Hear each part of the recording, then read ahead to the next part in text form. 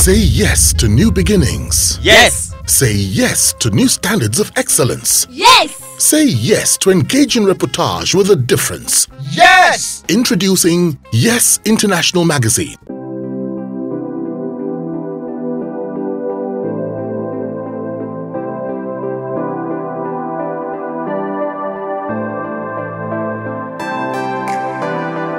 Now, what fond memories of your childhood, do you still cherish, and won't mind sharing with us? Well, I don't know how it happened, but I had the opportunity of traveling around this country, which at the time, in the early 70s, I don't think a lot of young people had that opportunity.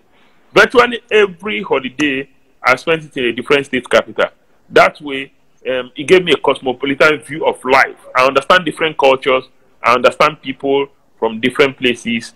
I can integrate very well.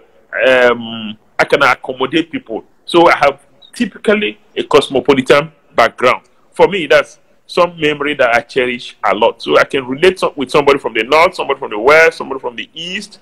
I can understand their pattern of reasoning. I can understand their way of life. I can integrate, I can associate, and I can accommodate them. It gave me solid pan-Nigerian view of life. And it's something I'm very grateful. Wow. Earlier on, you said something about family. Do you mind telling us about your family? Can we meet your family? Well, family means that I have my wife, Elima. Elima is a lawyer.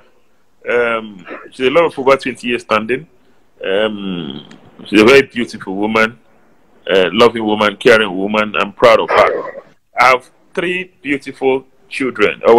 Two beautiful daughters and a handsome son. My eldest daughter, Isoba. She's a law student in England. Following that one is a lady called Belema. She's schooling in the United States. Then the third is a boy. He's also schooling in England. Tamno maybe. That's the nuclear family. Now, talking about your wife, you just lavished her with praise and everything. Do you mind sharing your love story? How did you meet her? How did you sweep her off her feet? Or how did it happen? How did you fall in love? Yes. When we were young, we used to have what they call neighbor. We used to live in the same neighborhood. Okay. And somehow I just started observing her without her knowing that somebody was observing her. I noticed a few qualities that were not very common in those days.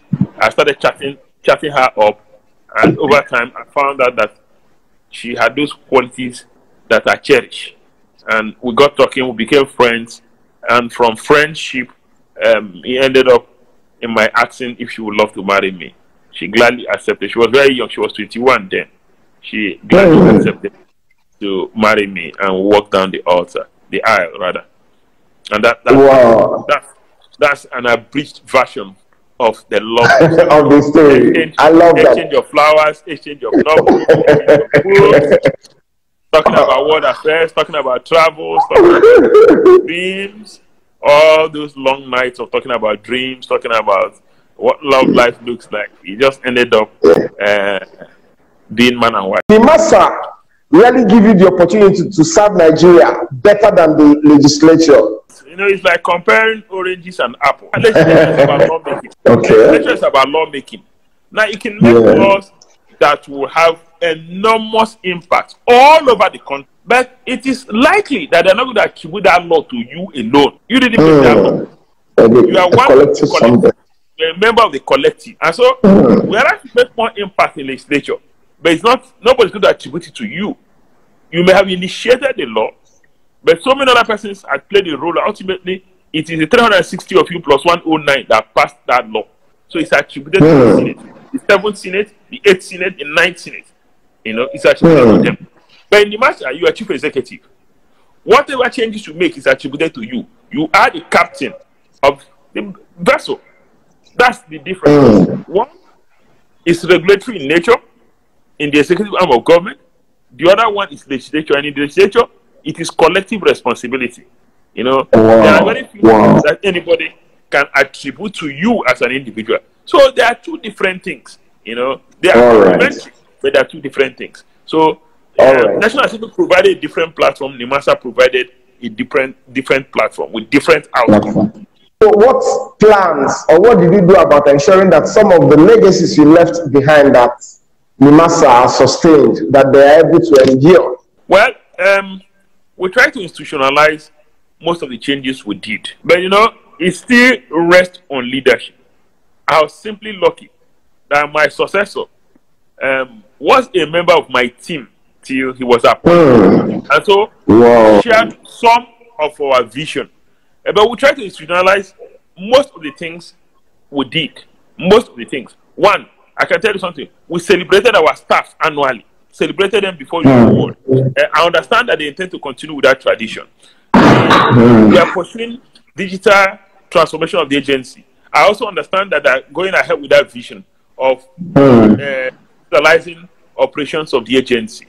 That I know that they're in pursuit of that vision. There are a few other things that they've continued on the path. So I'm lucky to have a successor from among members of my team.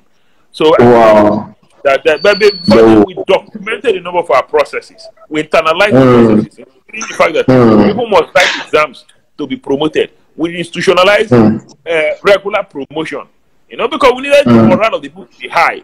For as long as morale of the people is high, if their morale is not high, then the agency will experience stunted growth. They won't give their best to the agency. They won't be motivated to give their best to the agency. So like regular promotion exercise.